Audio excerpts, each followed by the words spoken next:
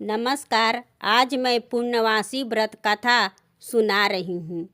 एक समय की बात है कि यशोदा जी ने श्री कृष्ण से कही कि हे कृष्ण, तुम सारे संसार के संहार करता हो, इसलिए आज ऐसा व्रत मुझसे कहो कि इसके करने से मृत्यु लोक में स्त्रियों को विधवा होने का कोई भी भय न रहे तथा यह व्रत सभी मनुष्य की मनोकामनाएं पूर्ण करने वाला हो। तब श्री कृष्ण जी ने कहने लगे कि हे माता, आपने तो बहुत ही अति सुंदर प्रश्न की है। मैं तुमसे ऐसे ही व्रत को सविस्तार करता हूँ। स्त्रियों को सौभाग्य की प्राप्ति के लिए 32 पूर्णमासियों का व्रत करना चाहिए और इस व्रत को करने से स्त्रियों को सौभाग्य संपत्ति मिलती है। यह व्रत अंचल सौभाग्य देने वाला एवं भगवान शिव के प्रति मनुष्य मात्र की शक्ति को बढ़ावा देने वाला है। तब यशोदा जी ने कहने लगी कि हे कृष्ण, सर्वप्रथम इस व्रत को मृत्यु लोक में किसने किया था? आप इसके विषय में मुझे विस्तार पूर्वक बताइए। फिर भी कृष्ण जी ने कहने लगे कि इस भूमंडल पर एक अत्यंत प्रसिद्ध राजा चंद्रहास से पालित अनेक प्रकार के रत्नों से परिपूर्ण कातिका नाम की एक नगरी थी और वहाँ पर एक धनेश्वर नाम का एक ब्राह्मण था और उसकी स्त्री अति सुशीला रूपवती थी और दोनों ही उस नगरी में बड़े प्रेम के साथ रहते थे। घर में धन की कमी नहीं थी। उनको एक बड़ा दुख था कि उनके कोई संतान नहीं थी। इस दुख से वह अत्यंत दुखी रहते थे। एक समय का एक बड़ा तपस्वी योगी उस नगरी में आया। वह योगी उस ब्राह्मण के घर को छोड़कर सब घरों से भिक्षा लाकर भोजन किया करता था। रूपवती से वह भिक्षा नहीं लिया करता था। उस योगी ने एक दिन रूपवती से भिक्षा न लेकर किसी अन्य घर से भिक्षा लेकर गंगा के किनारे जाकर भिक्षान को प्रेम पूर्वक खा रहा था कि हे धनेश्वर, योगी का यह सब कार्य किसी प्रकार से देख लिया और अपनी भिक्षा के अनादर से दुखी होकर धनेश्वर योगी से बोला, महात्मन, आप सब घरों से भिक्षा लेते हैं परंतु मेरे घर की भिक्षा कभी भी नहीं लेते। इसका कारण क्या है? तब योगी ने कहा कि निसंतान के घर की भीख पतितों के अन्न के तुल्य होती है। चूँकि तुम निसंतान हो, अतः पतित हो जाने के भय से मैं तुम्हारे घर की भिक्षा नहीं लेता हूँ।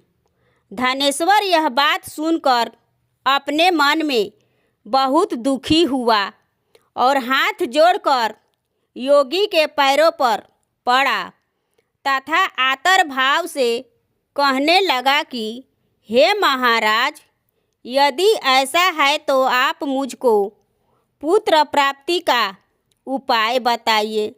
धन की मेरे घर में कोई कमी नहीं है परंतु मैं पुत्र न होने के कारण अत्यंत दुखी हूँ। यह सुनकर योगी कहने लगे कि हे ब्राह्मण, तुम चंडी की आराधना करो। घर आकर उसने अपने स्त्री से सब वृत्तांत कहा और स्वयं तप के निमित्त वन में चला गया। वन में जाकर उसने चंडी की उपासना की और उपवास किया। चंडी ने 16वें दिन उसको स्वप्न में दर्शन दिया और कहा कि हे धनेश्वर, जा तेरे पुत्र होगा, परंतु वह 16 वर्ष की आयु में ही मृत्यु को प्राप्त हो जाएगा।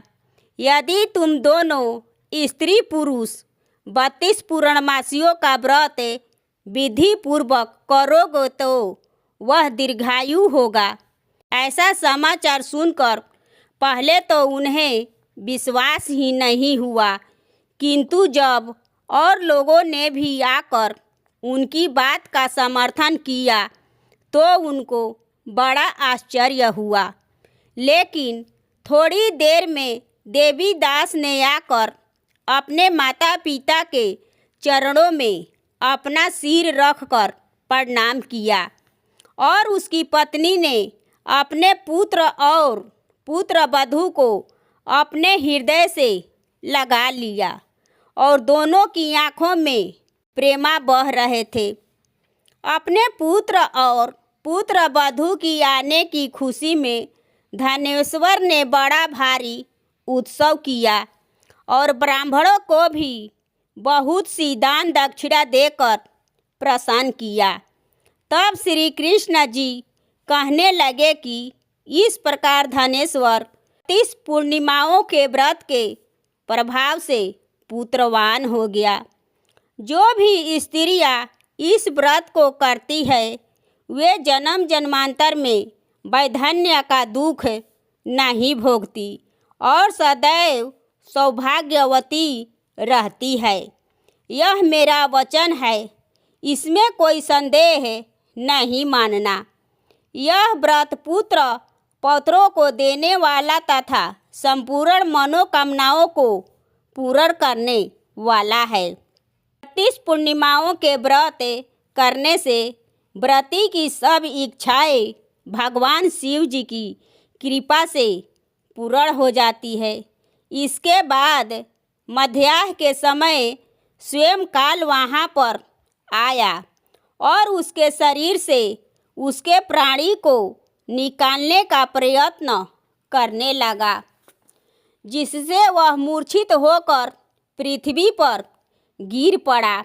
भगवान की कृपा से उसी समय पार्वती जी के साथ शंकर जी वहाँ पर आ गए। उसको मूर्छित दशा में देखकर पार्वती जी ने भगवान शंकर से प्रार्थना की, हे महाराज, इस बालक की माता ने पहले 32 पूर्णिमा का व्रत किया था, जिसके प्रभाव से हे भगवान आप इसको प्राणदान दे। तब भवानी के कहने पर भक्त वत्सल भगवान श्री शिव जी ने उसको प्राणदान दे दिया और इस व्रत के प्रभाव से काल को भी पीछे हटना पड़ा और देवीदास स्वस्थ होकर बैठ गया। यह है पूर्णमासी व्रत कथा की कहानी।